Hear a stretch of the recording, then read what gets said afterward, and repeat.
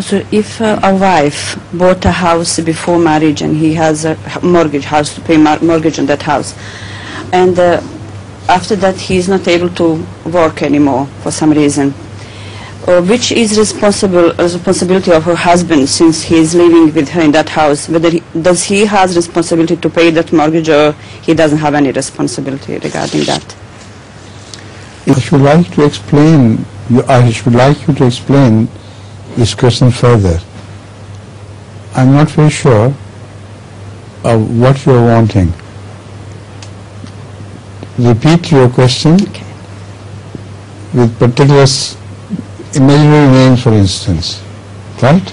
For example, I bought a house before I got married, and I worked. You got married? For example. Oh, no, don't name this. Name. Yes, I said give somebody some name.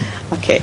Lady bought a house before married. Yes. He was working, and she bought a house and she paid mortgage. She was working. She was working. Yes. And she bought a house and she paid her mortgage. Right. And then when she got married, after a while, she is not able to work anymore.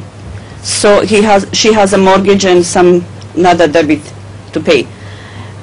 Whether her husband has any responsibility to pay this since he is living with her in her house?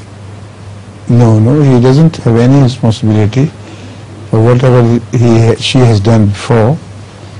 And if the house is lost to the housing society or something, or the government, whatever the case may be, in that case, it is the loss of husband as well.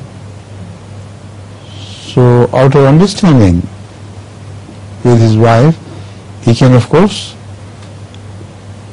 join in paying the debt, but not neither legally nor according to Islamic Sharia he is bound to do that.